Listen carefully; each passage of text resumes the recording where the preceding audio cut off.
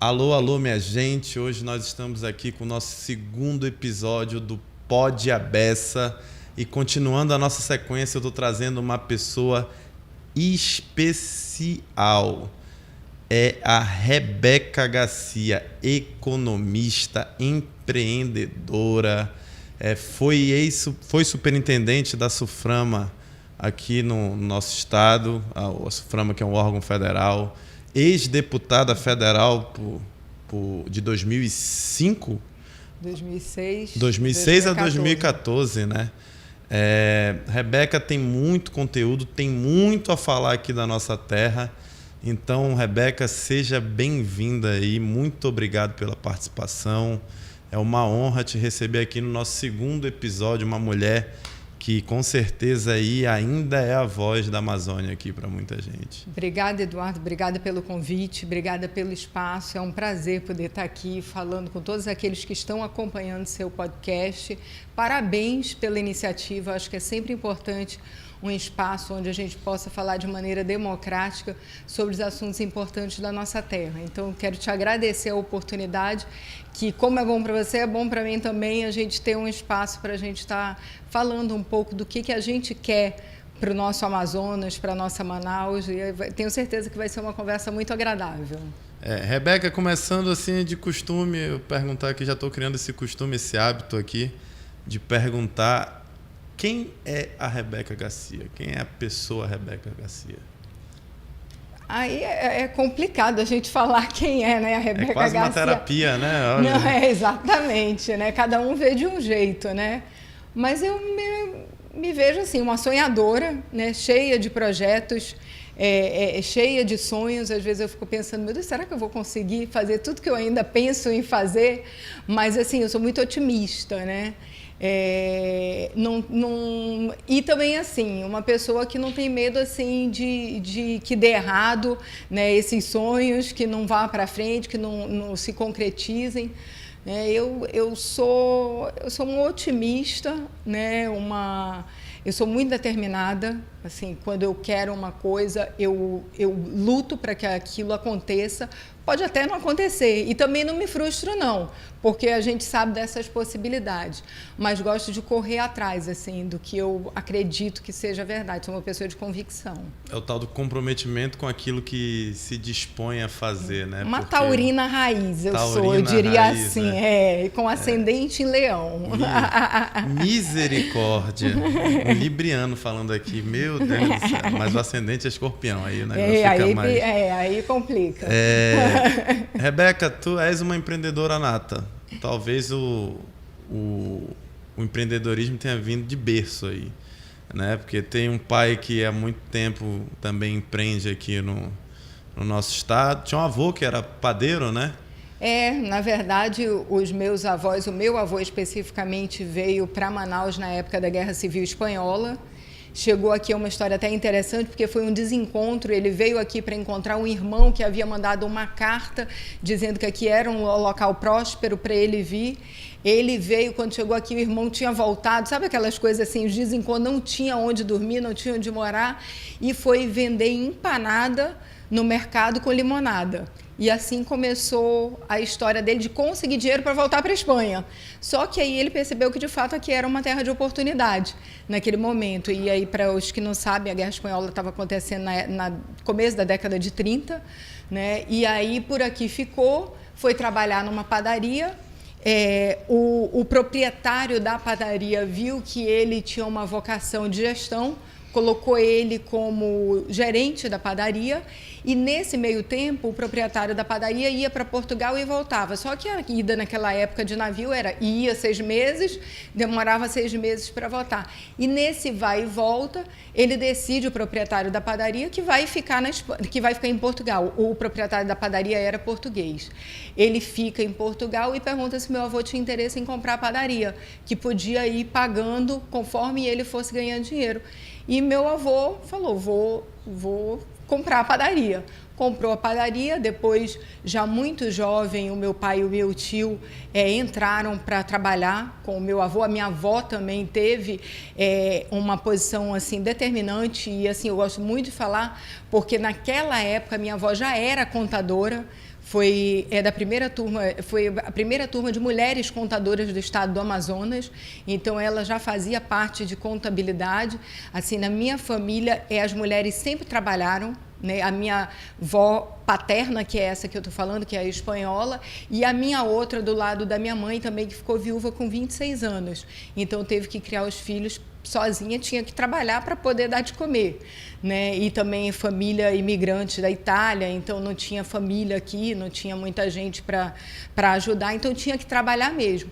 Então, assim, eu penso assim que isso tudo acabou construindo a personalidade que eu e a minha irmã, que nós somos, né? Porque nós saímos de duas famílias onde as mulheres trabalhavam desde sempre, né? Então, onde assim, já existia um empoderamento feminino desde isso. sempre. E o que né? eu penso ser importante também é que os homens da família entendiam que as mulheres deveriam trabalhar tanto quanto o homem, né? Então, que deveriam dividir o espaço. Então, nunca foi um problema ver a mulher no mercado de trabalho da onde eu vim, né? Para as minhas famílias, tanto lá de mãe e pai. Né? Então, eu acho que isso me deixou muito à vontade para querer trabalhar, para querer crescer. Essa coisa do empoderamento feminino, de não entender quando se não enxerga espaço para a mulher em determinadas posições. Né? Isso, para mim, não, é inconcebível.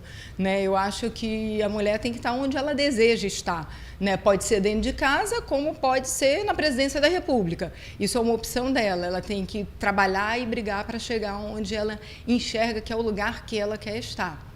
E onde foi que tu chegaste, parou e pensou, não, eu preciso ser uma voz ativa sobre justamente a defesa dessa mulher estar onde ela quer, trabalhar da forma que ela quer, do jeito... Que momento virou a chave da Rebeca e então, a Rebeca? Isso é muito interessante, porque assim, eu acho que todos nós somos construções daquilo que nós somos forjados, né? Não necessariamente forjado, e quando você fala na política forjado, você logo pensa assim, um movimento estudantil, um movimento de sindicato. Eu acho que a gente é forjado também pelas nossas escolhas, né? E eu, quando fui para a faculdade, optei por fazer economia. E aí é interessante falar isso, porque passa por essa coisa da mulher, né? E quando eu fiz faculdade em Boston, sou formada em economia pela Universidade de Boston, e como eu pensava em voltar para trabalhar no Brasil, toda matéria que tinha alguma coisa que pudesse ter a ver com o Brasil, era uma matéria que eu escolhia para fazer. Tem umas que você tem que fazer, que não tem opção, mas as que tinham opção, eu voltava, que eram as eletivas, eu voltava para o foco Brasil. E aí foi um semestre que eu escolhi desenvolvimento econômico da América Latina, que era uma coisa muito interessante, porque pegava o desenvolvimento econômico da América Latina desde o descobrimento da América até a década de 90, início da década de 90, que era o momento quando eu estava estudando. E você percebia que toda, desde da parte da colonização, das ditaduras, tudo era uma sequência que começava por um país, pelo Chile, por exemplo, e depois ia Argentina, Uruguai, Brasil, ia fazendo o mesmo movimento, e a gente tem visto algo muito semelhante até hoje. Sim. É muito engraçado. E nesse desenvolvimento econômico da América Latina, havia um debate muito forte que um dos pontos a serem enfrentados pela América Latina, isso aí era um curso dado por americanos, né? Não era, se enxergava que era desigualdade de gênero. Né? Então, desde ali, eu já fiquei com aquela coisa da desigualdade de gênero na cabeça. Eu falei, pô, será que de fato é assim? E eu terminei o colégio com 17 anos de idade, então você não tinha uma noção do mercado de trabalho, se de fato acontecia assim. Mas eles colocavam como sendo um ponto para ser visto com cuidado, que precisava ter um enfrentamento dessa diferença de gênero para que se conseguisse uma democracia mais sólida, para que se conseguisse uma economia mais forte. Esse empoderamento feminino era necessário, isso bem início da década de 90.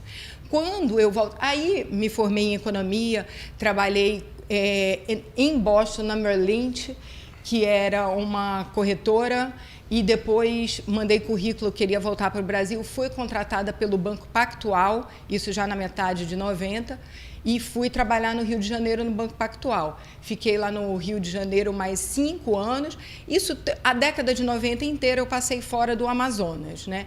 E volto no início dos anos 2000.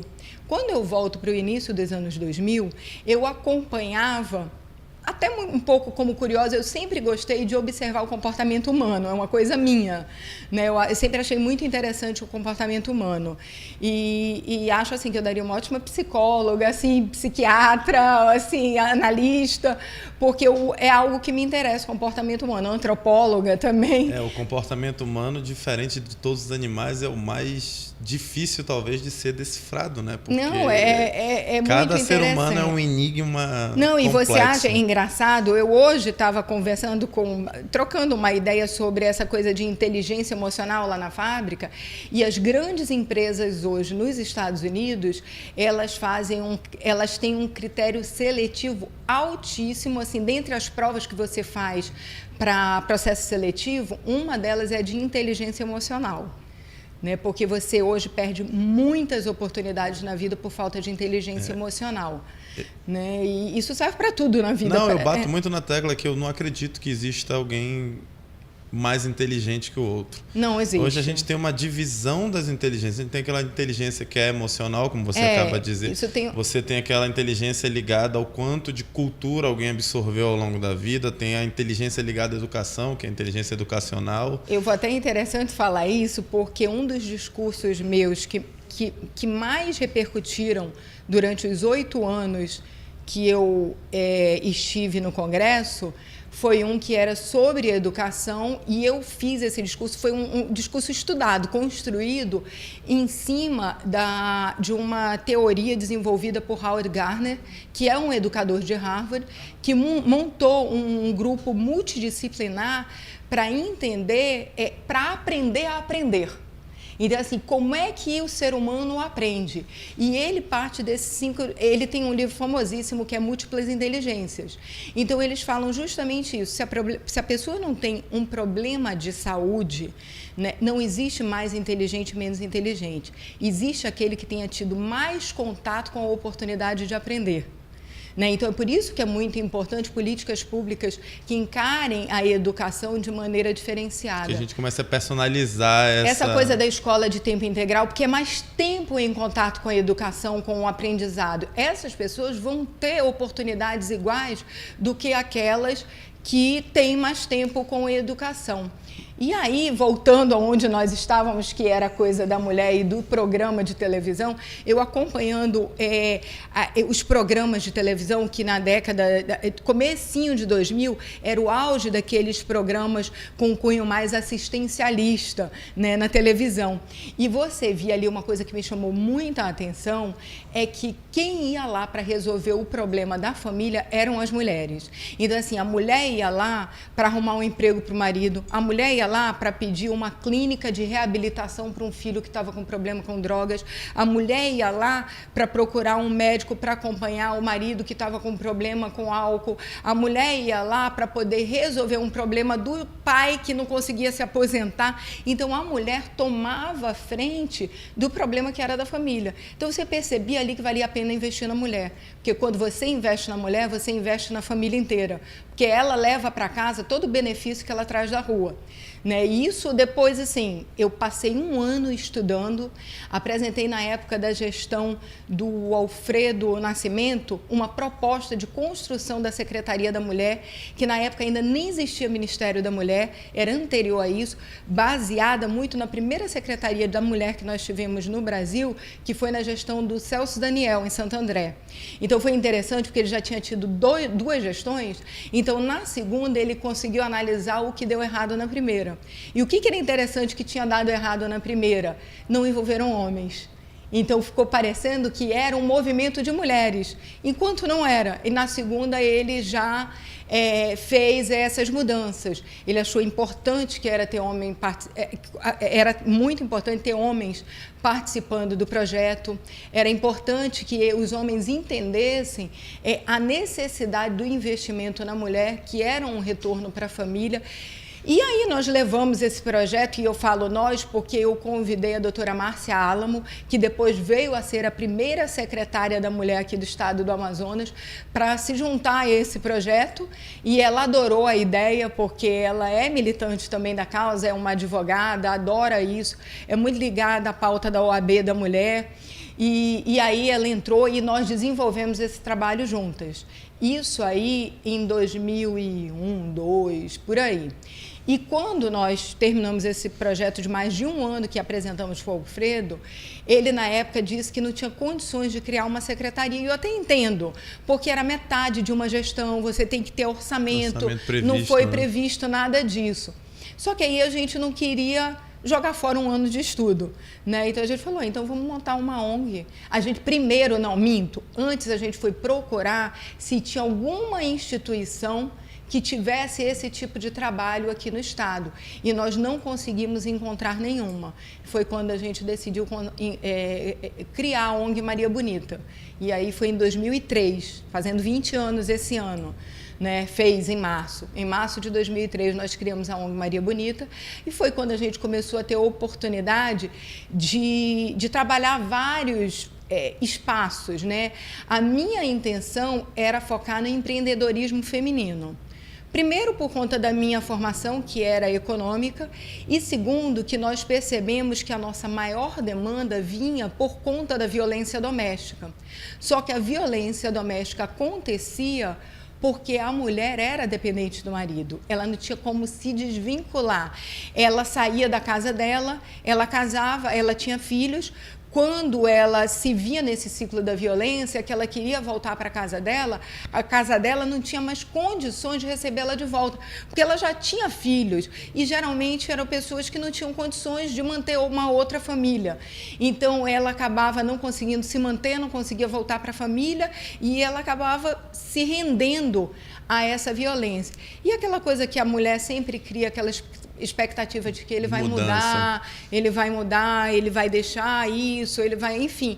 E acaba que não muda. A gente sabe que não muda. E continua sendo um fator ainda muito relevante a questão econômica. Muito, eu acho. Como o fator econômico é relevante também nos divórcios, né? Que aí é um outro estudo, mas continua sendo um fator econômico, o fator econômico um fator determinante na manutenção daquela vítima de violência ainda dentro do lar. É alarmante isso, né? É muito...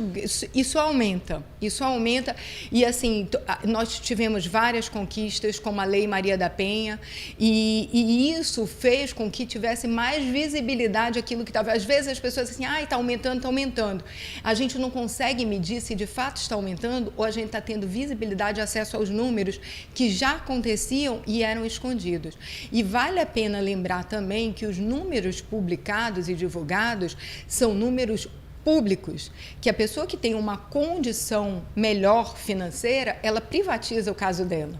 Então, ela vai atrás de um advogado, no lugar de atrás do defensor público, ela acaba trabalhando tudo isso sem que isso se transforme em estatística. Há uma fatia oculta disso tudo ainda. Exatamente, porque é democrático. A violência contra a mulher ela é democrática. Ela não é mais para um, não mais para outro.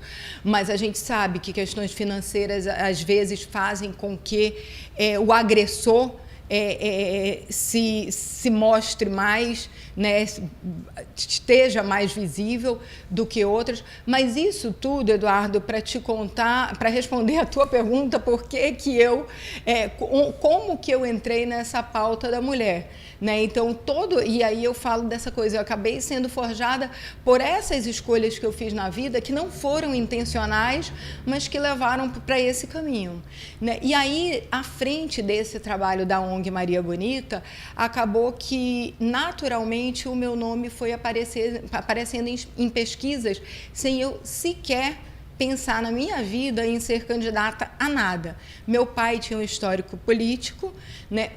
E aí quem tem político na família tem horror à política, geralmente, né? E como uma pessoa que tinha um pai político, não era algo que eu simpatizava. Mas eu também, com o trabalho da ONG Maria Bonita, percebi que as decisões do nosso país são políticas. né? Isso aqui eu não estou falando que seja bom nem ruim, né? Ou que eu queira ou não queira, né? Mas é uma constatação. Passa pela política. E você não se envolver no debate não te dá o direito depois de reclamar. Né? Então, quando o meu nome apareceu espontaneamente em pesquisa, coincidiu com ser a época que o meu pai decidiu sair da política, coincidiu com o presidente do partido que o meu pai era o Dornelles. Ele queria uma mulher. Eles estavam querendo aumentar a bancada feminina dentro de um partido que era o Progressista, que é um partido muito conservador. Ele tinha uma visão conservadora e com uma pegada mais machista. Então, eles queriam botar mais mulheres para aumentar esse debate dentro do partido. E o meu nome aparecendo espontaneamente em pesquisa, meu pai falou, olha, Dornelles está querendo uma mulher, tem interesse em participar, não tem, teu nome está aparecendo em pesquisa. Na época era o candidato, o senador Arthur Vigílio seria candidato a governo e me procurou para compor chapa com ele sem eu nunca ter sido nada. E aí ele me falou que meu nome de fato aparecia em pesquisa muito bem colocado. E aí foi quando eu falei, não, se for para ser candidata, então eu quero ser candidata sozinha, porque eu tenho alguns pontos que eu gostaria de fazer, que eu sei que as mulheres que eu tenho atendido gostariam de que visse isso transformado em lei. Né? E aí foi quando eu me lancei candidata a deputada federal, deu certo. Né? Tanto é que me elegi em 2006 deputada federal e por conta desse mandato eu consegui apresentar o projeto de lei da mama, que virou lei no país, onde toda mulher mastectomizada ela tem direito, se for da vontade dela e ela tiver condições clínicas, de ter a reparação da mama. Eu já ia tocar nesse assunto, eu dei uma olhada nessa lei, é uma lei que ela garante, acima de tudo, a dignidade daquela mulher que passa por uma cirurgia, né? Porque talvez mais do que o abalo físico seja o abalo emocional, o abalo mental que uma mulher sofre em tirar um símbolo feminino, que são os seios. E né? Naquele momento, mutilar, Eduardo, no caso, né? É uma mutilação. Naquele momento, os números, e eu não posso dizer hoje, né? Isso aí eu apresentei em 2008. Eu acredito que foi em 2008, não me lembro bem, mas que aí demorou um pouquinho para ser aprovado, a gente só conseguiu aprovar em 2013, para ver como demora, né? Mas, enfim, mas aí eu acho que o meu mandato valeu, porque eu entrei com essa intenção. Era um pleito do movimento de mulheres mastectomizadas do estado do Amazonas, não é uma lei que saiu da minha cabeça, não, mas eu estava ali para representar um grupo. E naquele momento, dentre os grupos que eu representava, eram das mulheres mastectomizadas, mesmo naquele momento, não conhecendo, eu não tinha conhecimento pessoal de ninguém que tenha passado por um câncer de mama ou tenha passado por isso. Depois até vim a ter, né, a minha prima, que graças a Deus resolveu o problema dela, mas na época não tinha. Né? Então foi um pleito do movimento de mulheres mastectomizadas do estado do Amazonas. Então eu acho que, e por isso que é importante, né, esses grupos, porque eles conseguem dar voz a uma minoria que muitas vezes não tem uma tribuna para falar, não tem a oportunidade de apresentar um projeto e transformar isso em lei. Então, naquela época, 30% das mulheres que morriam não morriam de câncer de mama, morriam de depressão. Olha só. Por conta da mutilação. Justamente esse abalo psicológico. E 60% dos casamentos terminavam, não porque os homens queriam que terminassem, é porque elas não se sentiam mais em condição de estarem casadas e abandonavam seus empregos também. Então, destruía a vida da mulher. Né? Então, hoje tem isso, virou lei, né? O SUS é obrigado. Na época foi uma briga danada, porque e aí a importância. Gera despesa, né, para o executivo. Exatamente. Na época, o parlamento não poderia apresentar uma lei que gerasse custo para o executivo. Nessas leis só poderiam vir propostas pelo executivo. E quando eu fui apresentar, e aí eu tive também a oportunidade, e Deus foi muito bom na minha vida, porque as coisas foram acontecendo. Eu também fui a primeira mulher no Congresso Nacional a ocupar a liderança de governo. E quem era o governo? Era Dilma? No governo da Dilma. Ela queria uma mulher. O líder, que era o Vacareza, falou: a gente precisa de uma mulher. Você demonstrou ter articulação com todos os lados, você caminha de A a Z, você fala bem com todo mundo, a gente quer uma mulher com o seu perfil. E aí eu fui até o meu partido e falei, olha, porque aí como é que compõe a liderança? Os partidos da base, cada um indica um líder e o presidente, na época a presidente, podia indicar um. E aí eu fui no meu partido e falei, olha, a presidente Dilma, ela gostaria que fosse indicada uma mulher e o líder Vacareza sugeriu o meu nome. Eu queria saber se o partido poderia indicar o meu nome. E é claro que o partido não me indicou. Aí eu voltei para o Vacareza e falei, olha, Vacareza, infelizmente o meu partido não me vê como projeto do partido. Então eu não vai me indicar, não me indicou. Aí ele falou, vamos conversar, vamos ver o que acontece. E isso é muito engraçado, porque eu nunca vou esquecer. Era o dia do meu aniversário, 28 de abril, eu estava entrando no avião, toco o meu telefone, o Vacareza. Aí eu atendi e falei, oi, Vacareza, tudo bem? Aí ele falou, tudo, você pode falar? Eu falei, Vacareza, estou entrando no avião para voltar para Manaus, que hoje é meu aniversário, eu estou indo passar com a minha família. Aí ele falou, então eu vou te dar um presente de aniversário, você vai ser líder de governo na vaga da presidente Dilma. Ela pediu que ocupasse uma mulher e que essa vaga poderia ser sua. E aí foi como eu entrei na liderança do governo. Não foi um consenso do meu partido, mas foi um entendimento de que o meu papel poderia ser importante lá. E a esse cargo, essa lei se deve.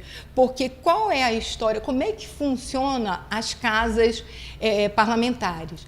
São casas de líderes, né? Tudo é decidido nas reuniões de líderes.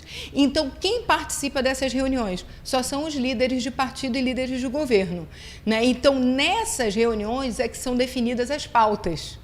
Então, numa reunião dessa, que ia se votar a pauta da semana do 8 de março, que era a Semana da Mulher, eu apresentei o meu projeto e falei, olha, eu tenho esse projeto aqui, é um projeto que vai mudar a vida de milhares de mulheres que precisam de uma reparação mamária. E aí eles falaram, isso não vai passar nunca, isso não vai passar, a gente pode até aprovar aqui, mas é perda de tempo, a gente vai deixar de aprovar um projeto porque isso vai ser vetado no governo quando chegar lá em cima. Aí eu falei, eu duvido que a presidente Dilma, uma mulher, vá votar vá vetar um projeto como esse. Porque ela tem, assim como é assim, eu não passei por isso, mas eu conseguia entender a dor de quem passava. A sensibilização é muito mais fácil quando você está naquele lado, assim, né? que a grande dificuldade é você aprender a se compadecer do sofrimento do outro sem absorver, porque aí quando se absorve, você perde a força de brigar. Né? Você não pode absorver o sofrimento do outro, você tem que se compadecer. Então, eu conseguia me compadecer do sofrimento daquelas mulheres, mas aquilo não me deixava para baixo, aquilo me deixava mais forte para ir lá falar por elas. Né? Então, dessa maneira, eu consegui convencer meus pares, todos homens, eles estavam sentados na mesa, que seria um projeto para ser votado no 8 de agosto. E foi nesse 8 de agosto que nós aprovamos na Câmara Federal. Foi para o Senado, depois caiu na mão da senadora Ana Amélia, que aprovou no Senado e virou lei.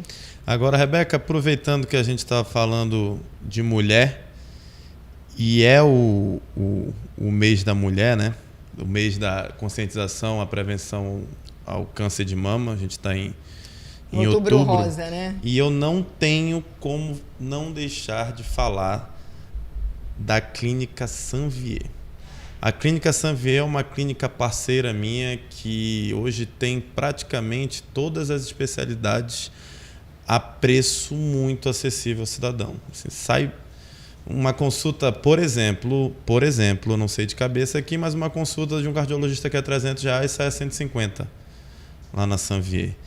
E eu estou aproveitando aqui o espaço, agradecendo o Renato, que é proprietário da Sanvier, para aquela mulher, a primeira mulher que for no nosso vídeo aí no YouTube e comentar, eu quero esse desconto da Sanvier, vai ganhar um preventivo totalmente arcado pela Sanvier e uma consulta com o ginecologista. Então, a primeira mulher que chegar aí nos meus comentários do YouTube falando eu quero essa consulta e esse exame aí com o Centro Médico Sanvier, vai ser contemplada aí com esse exame, porque a gente precisa realmente conscientizar, né? Prevenir. E também aproveitar agora para falar dos demais parceiros. Tu está fazendo compra onde, Rebeca? Tu que faz compra na tua casa? Depende. Não tem mais depende. A partir de agora... O marido que está aqui escondido também faz. Quando é limpeza, eu peço para ele que é mais pesado, né? Mas eu adoro fazer a parte de café da manhã. Onde é que ele deve estar comprando as cervejinhas do final de semana? Ele faz a praça. Acabou. Lá em casa a gente faz a praça. Tem onde que tiver ser mais barato. No Empório Rodrigues. Vocês têm um pertinho ali no Shopping Ponta Negra. Tem aqui no Veralves também, outro bem acessível. Gente, mercado tem que ser lá no Rodrigues. A gente tem na Galileia, tem na Altaz Mirim, tem no Veralves, tem dentro do Shopping Ponta Negra. É com certeza o melhor custo-benefício para a sua compra. Lá a gente consegue unir o barato com a qualidade que o Grupo Rodrigues oferece. Eu também tenho que falar aqui, eu não sei se tu pratica esporte, eu sei que tu é fã de caminhada e meditação, né? Yoga. Eu sou mais fã do futevôlei e eu pratico meu futevôlei lá na Nossa Praia. Nossa Praia é um complexo esportivo que tem ali na Rua Constelação de Peixes, no Aleixo. É a primeira rua por trás do Aleixo de quem vem ali da Bola do Coroado. E ali são um complexo com 4 quadras de areia, com jiu-jitsu, com funcional, com restaurante, tem beach tênis, tem futevôlei, tem vôlei. Ali, para quem quer suar, tem de tudo e mais um pouco. Também agradecer meu parceiro Arlen aí, da AF Lira. Tudo que for material gráfico, Rebeca, do cartão magnético ao crachá, a rolos e rolos de etiquetas, tudo é com ele. E também agradecer aqui ao meu amigo, gosta de sushi? Gosto. Sushi tem que ser lá no Sushi Ponta Negra, meu amigo Djalminha, aquele abraço para você. Acho que foi o primeiro lugar que eu comi sushi na minha vida, foi lá. Depois eu nunca parei, já são...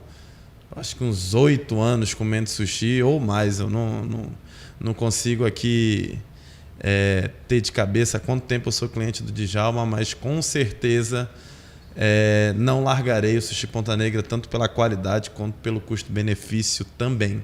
E finalizando, nós temos a Delta Fitness e a Top Frozen, que são do meu amigo Lucas.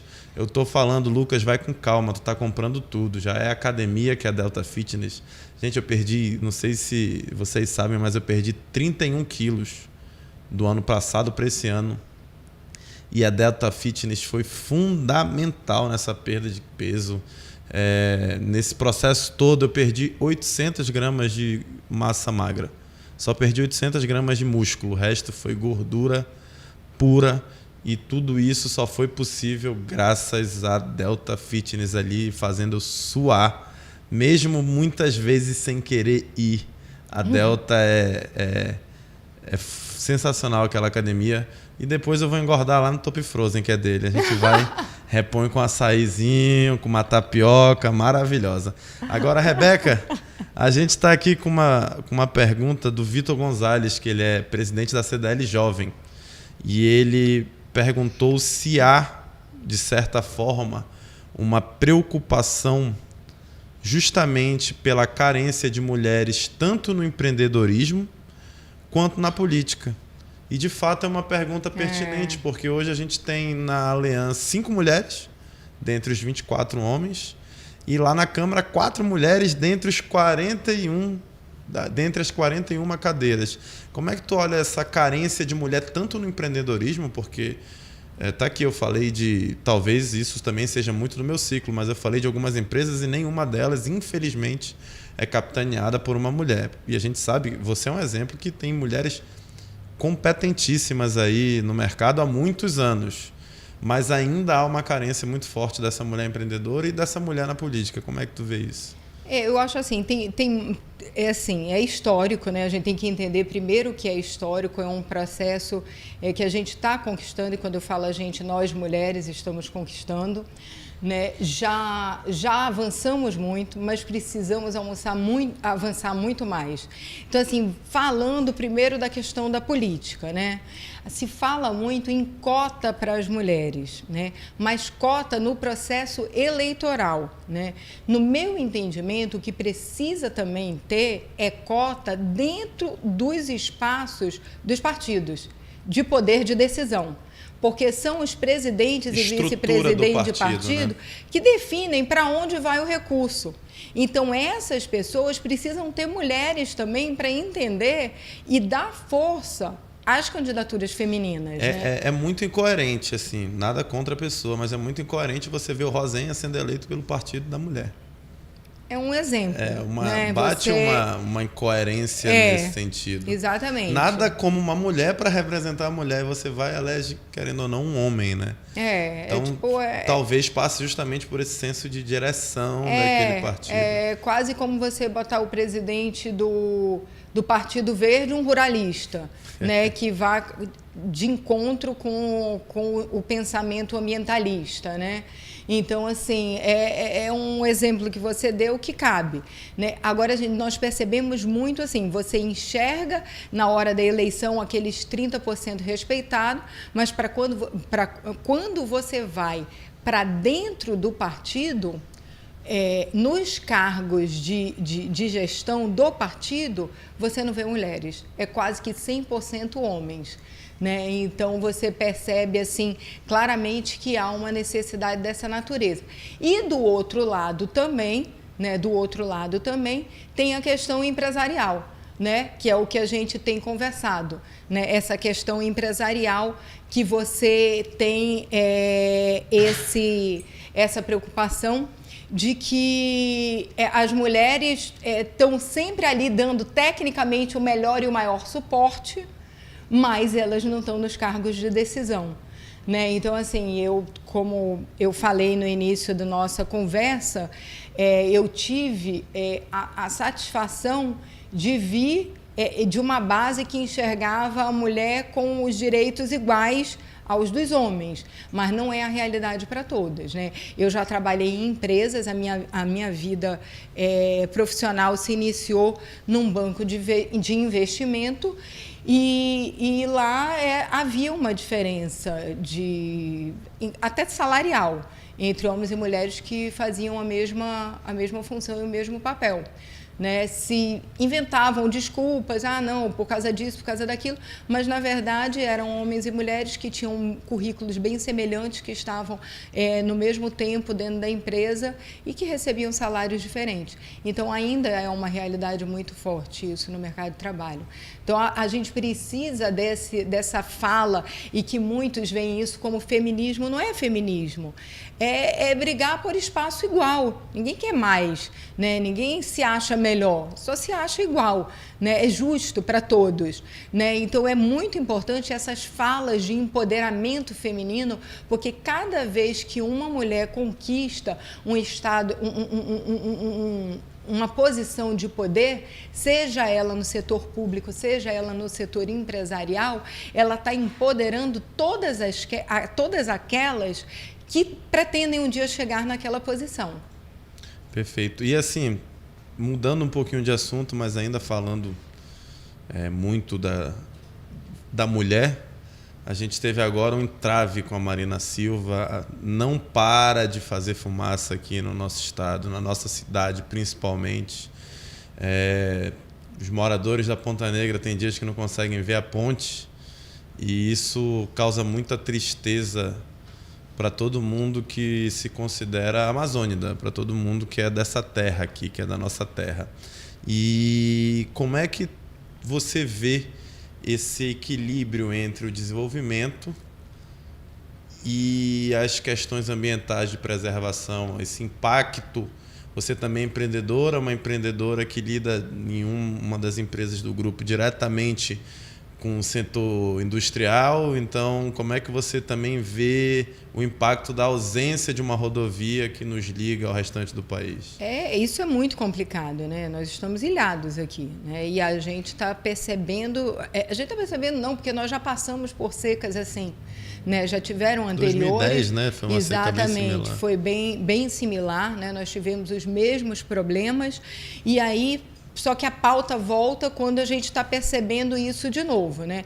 E aí é um grande desafio. E o que eu vejo, né? Essa coisa da sustentabilidade que tanto tem se falado, não é uma palavra nova, né? Essa palavra, aliás, nasceu em 72, numa conferência em Estocolmo, sustentabilidade, com uma pegada um pouco diferente do que a gente fala hoje. É claro que as coisas vão avançando, vão se modernizando, mas qual é o nosso grande desafio, né? O que é a sustentabilidade? A sustentabilidade, ela é o equilíbrio das nossas necessidades, né, da nossa geração e das futuras gerações com o capital natural que nós temos para usufruir, né? Então, o que é esse capital natural? É tudo que está aí se a gente for falar, não vou falar tecnicamente que é litosfera, hidrosfera, enfim, coisa achar, né? Mas é a nossa biodiversidade, a água, a floresta, os biomas, enfim.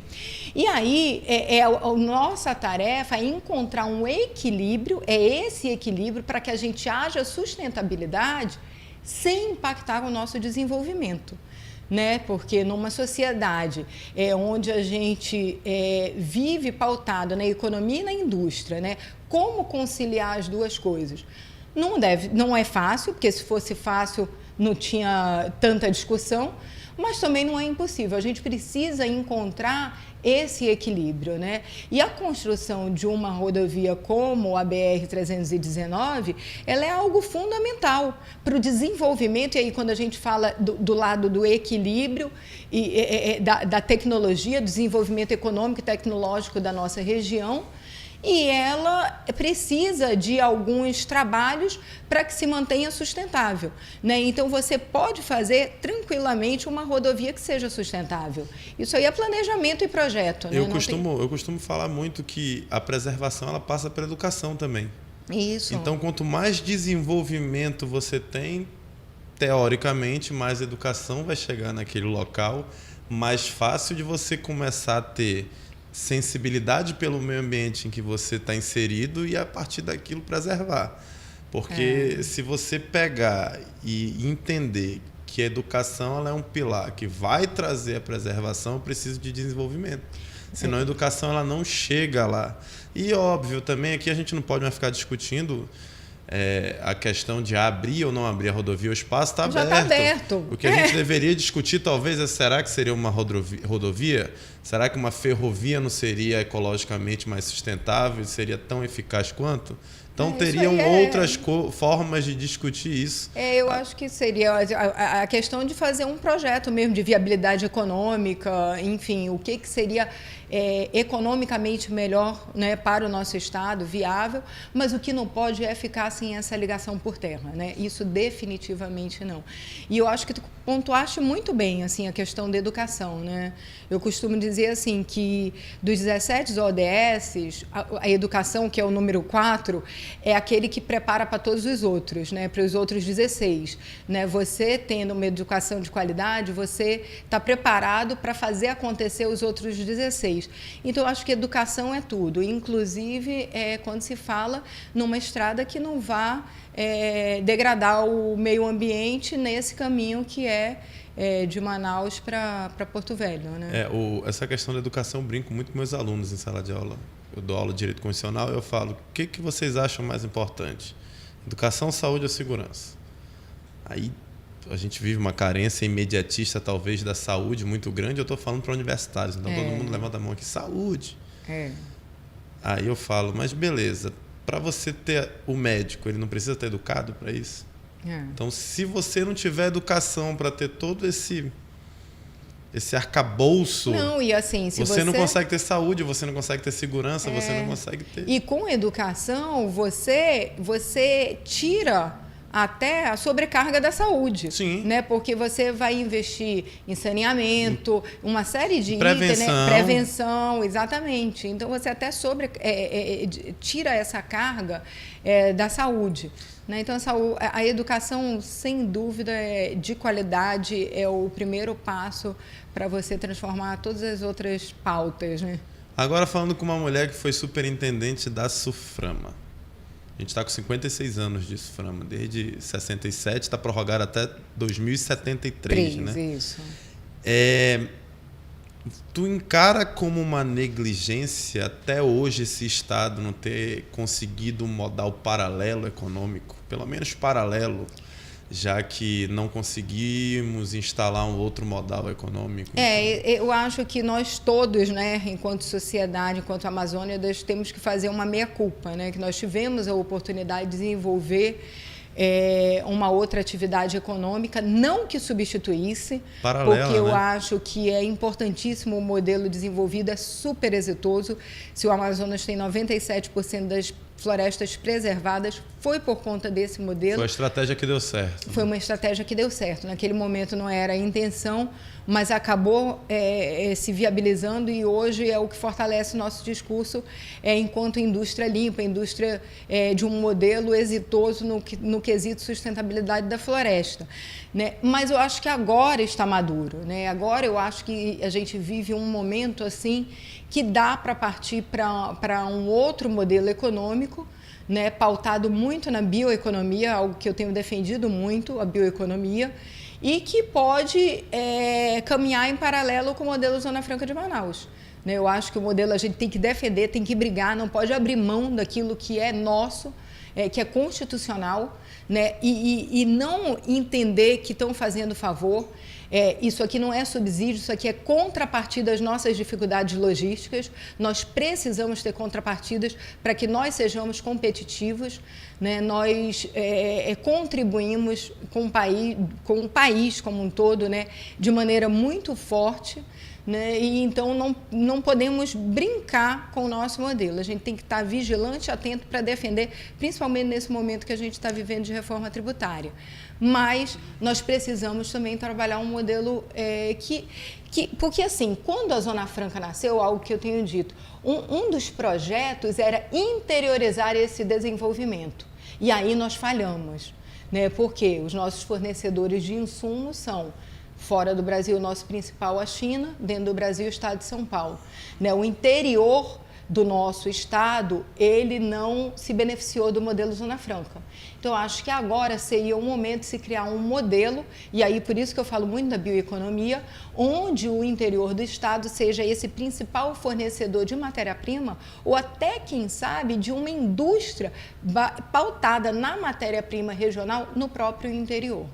Perfeito. A gente já está caminhando para o fim, mas tem uma perguntinha aqui no chat da Karine.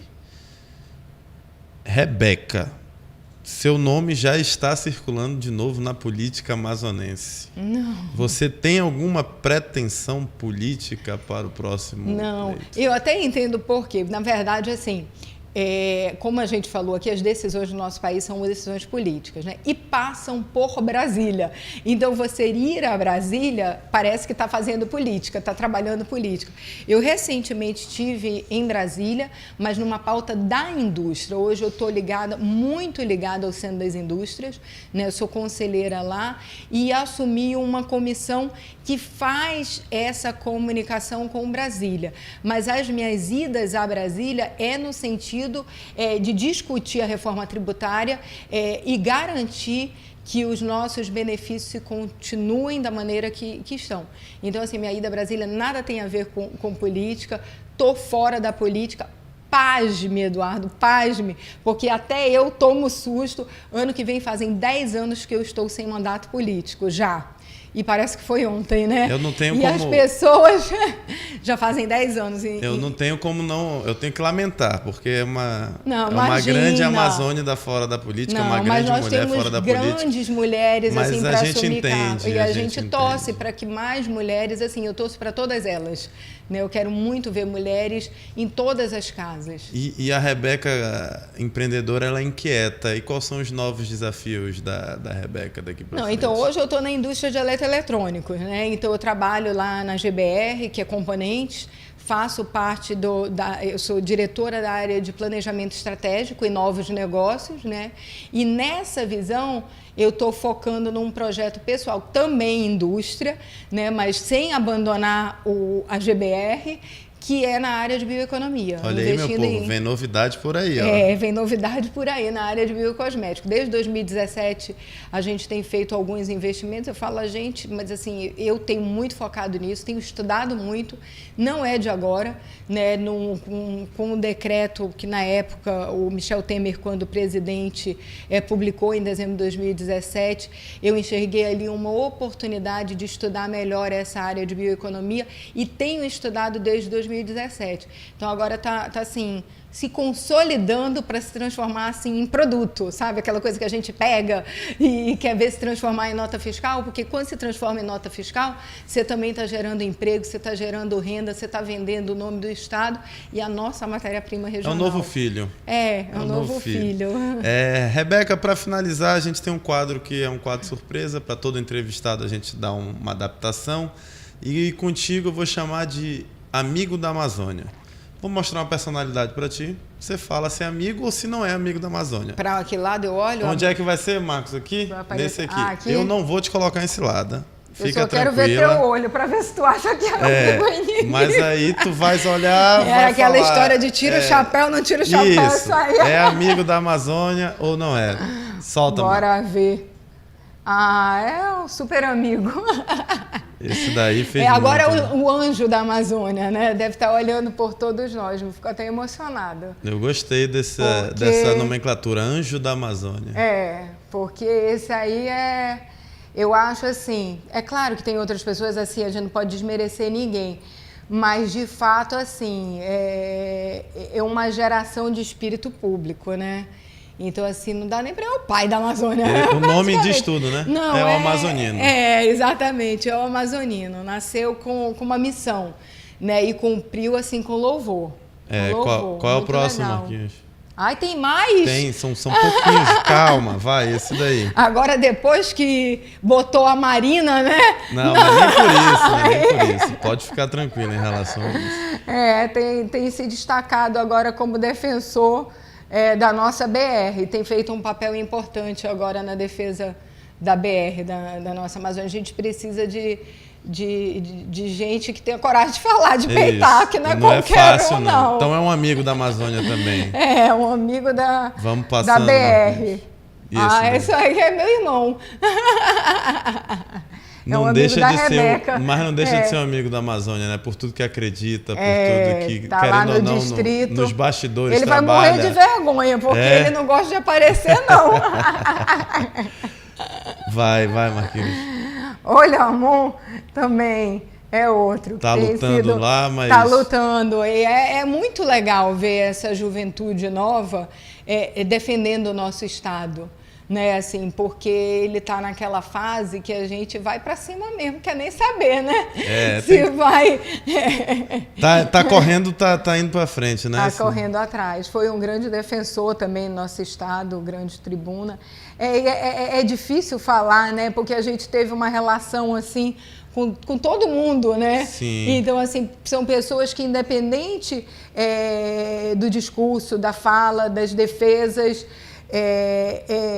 a gente tem uma relação de carinho, de amizade, né? Eu acho que cada um da sua maneira, você pode não concordar. Tem muita coisa dita que eu não concordo, por todos que aí passaram. Sim. Mas eu acho que a grande beleza da democracia é você expor a sua opinião e entender a do outro, mesmo que você não concorde, né? Então, eu acho que cada um da sua maneira pode ser considerado um amigo da Amazônia. O próximo tu não pode discordar. Desse próximo. Esse vai ser inimigo, é? Não, vai.